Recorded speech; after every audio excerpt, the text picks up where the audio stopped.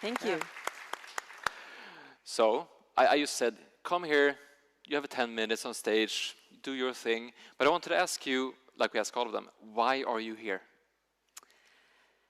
Because we need more of the living body in our structures, in society, culturally, everywhere. And tell me, what do you do? What have you done?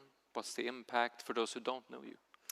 Yeah, so I am a co-founder of MoonRise Health and the Swedish Hypopressives Institute, and we help people eliminate pain and symptoms through different modalities with a foundation of breathing.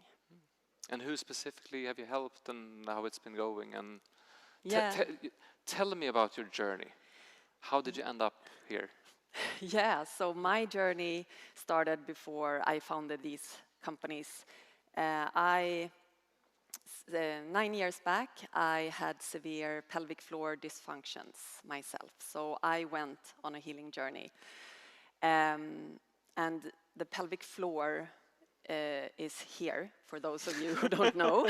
Many people don't, so I just want to be very clear.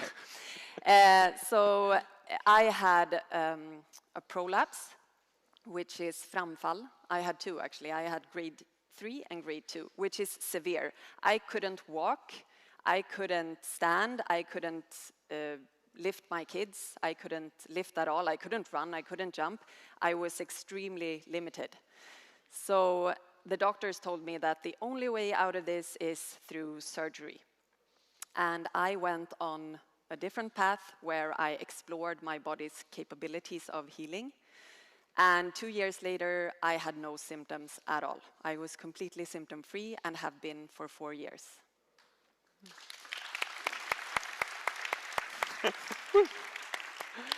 No, but also I've seen a lot of that in my, because I met you at a conference for doulas, like people whose profession is to help couples give birth, basically. And we met on that conference, and then I started following you on Instagram, and now I'm seeing like all these reels with your movements and so on. Tell me about MoonRise. What are you doing, and who is your audience? Yeah, so we work globally. We work with women from 74 countries. We've been helping over 7,000 women at this point to feel better in their bodies and feel more free and decrease pain and very difficult symptoms. Yeah. So how do you want to spend the next time on stage here? Do you want to talk more? Do you have something more to share, or do you want to show, or both? Both. Is that okay? Yeah. The floor is yours. I'm just here. I can take a step back also. Okay. Yeah. So, well, I actually have a question for all of you, and that is, how many of you think that how we breathe is important for health?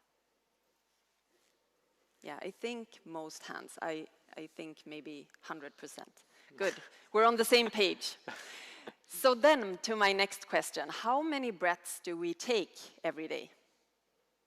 During a 24-hour cycle, how many breaths? Any guesses? If anyone has raised their hand, I can't see it, so just shout it out. Just shout. Yes, scream. 35,000? 22? Good guesses, very good. Yeah, so it's approximately 20 to 25,000 breaths during a 24-hour cycle. It's a lot of breaths, right? And every single breath will have a chain reaction in your body, in your bodily systems. For example, the fascia system, the nervous system, the blood circulation system. So if we have a functional breath, if we breathe the way we were designed to breathe, this chain reaction will be a positive one, where we create health, balance, and flow. If we, on the other hand, breathe in a dysfunctional way, that will cause stagnation. Stagnation over time will cause pain and symptoms. So we don't want to go that route, right? So functional breathing, what is that? And that's my next question. What would you say is the optimal way for us to breathe? With your whole chest, she said. With your whole chest. Yeah?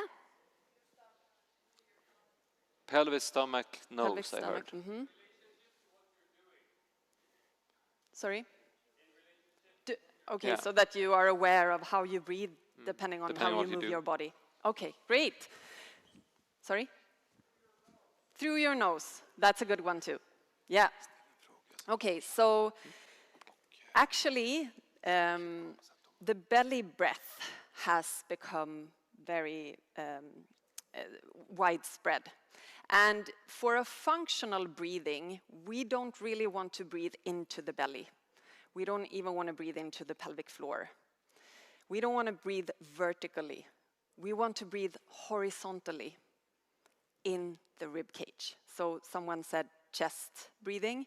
I guess that's what you meant, the rib cage. The rib cage was designed to move every breath that we take. Inhale, expand, exhale, contract. If we don't have this movement in the rib cage, it will cause stagnation and pain and symptoms over time. So we want to be able to move our ribs. They want to move freely.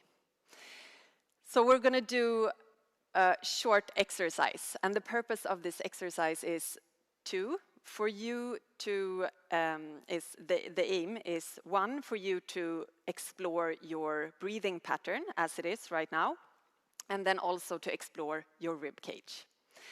It's very simple, it's a test. So you are going to count how many breaths you take during 1 minute. One breath is one inhale and one exhale. So how many of those do you take during 1 minute? And you don't have to think about anything else. You don't need to change your breath now or anything like that. If you want to, you can close your eyes if that feels comfortable. And I'm going to tell you when to start to count, which is now. So just count your breaths for this minute.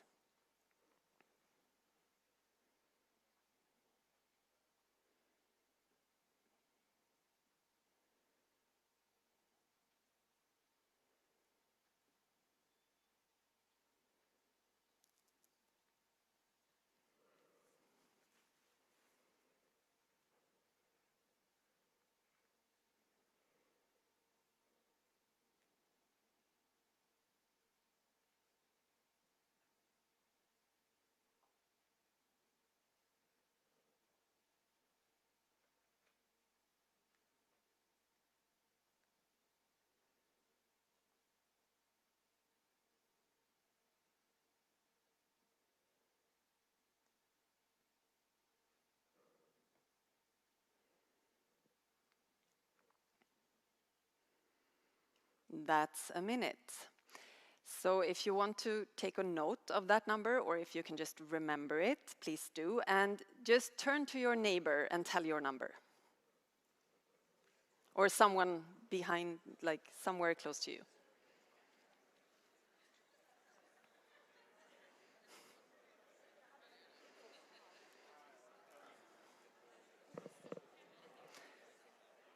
Okay? So let's move on. Let's stand up. Please, everybody stand up. So breathing is very connected to our posture. We're not going to go into the details of posture right here, right now, but what I want you to do is just look at your feet, make sure they're pointing forward, not outward or inward, just forward. And then try to place the weight, 80% of your weight, into your heels. And from your heels, you're elongating all the way up through the crown of the head. Just relax your arms alongside the body. Good. So let's take our hands now and place them on the lower part of the ribs. Find your lower ribs here. And now we're going to try to breathe into our hands, into our lower ribs. So you breathe in through the nose and feel the expansion of your ribs. And exhale through the nose, just in a relaxed way. Good. 2 more like this. And try to connect with your ribs, with your hands, as you inhale and expand.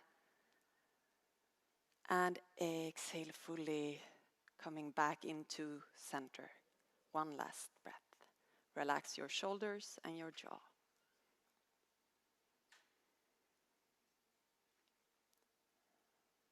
Good. And then placing our hands more to the side of the rib cage. And let's take 3 breaths here. So you inhale.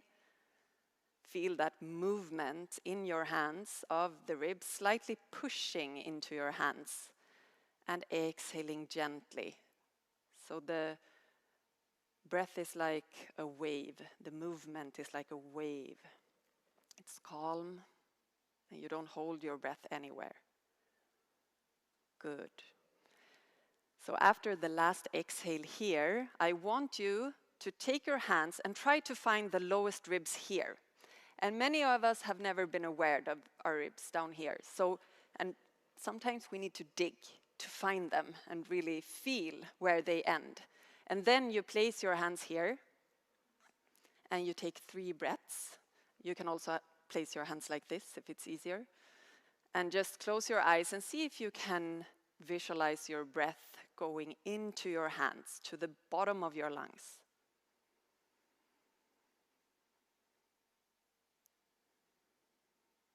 So really expanding on every inhale and emptying fully on the exhale.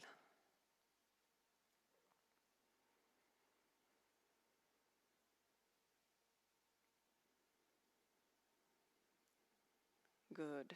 And last exhale. Now you can place your hands alongside the body or on the ribs still if you want to. We're going to do the test again. And I want you to think about the posture, think about breathing into all the places that you kept your hands. So just emptying your breath now, exhale fully, and we'll start to count now.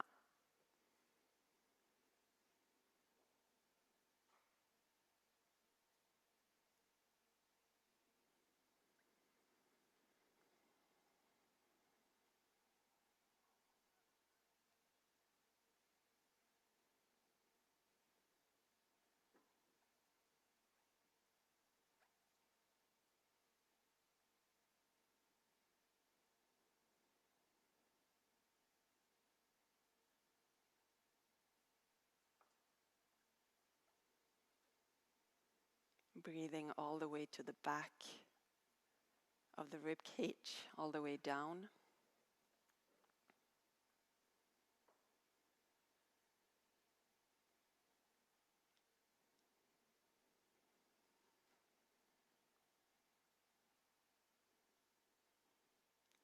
And that's a minute. So please sit down, and if you want to note down that number 2 and just compare. Was there a difference? And then share, so take just like 30 seconds to share with another person, and then the other person shares too.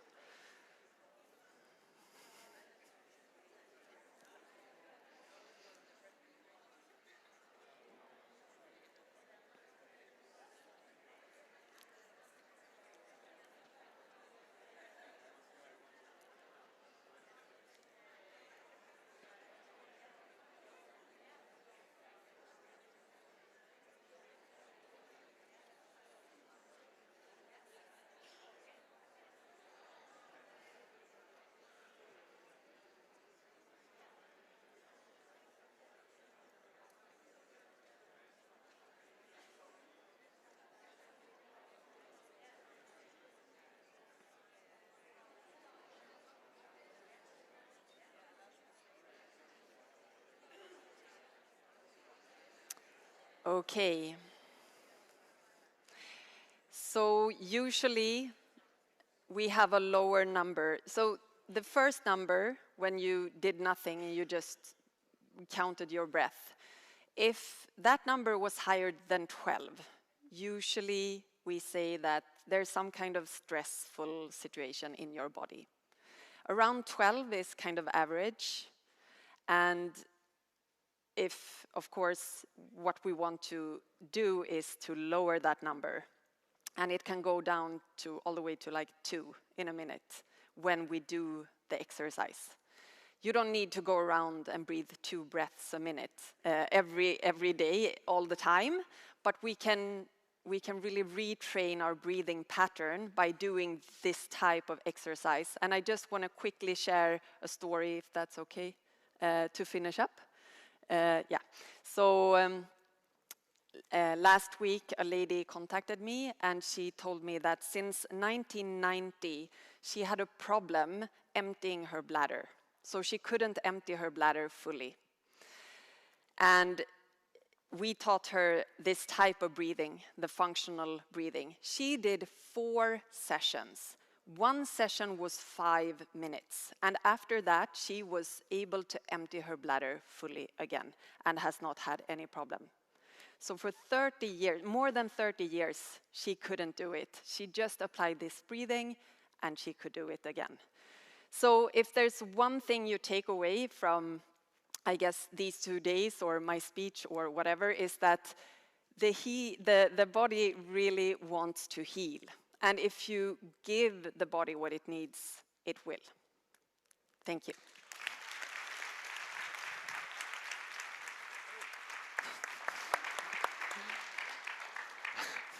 Thank you. If anyone wants to follow you, where do they reach you? Yeah, there are so many channels these days, but I guess moonrise.health is our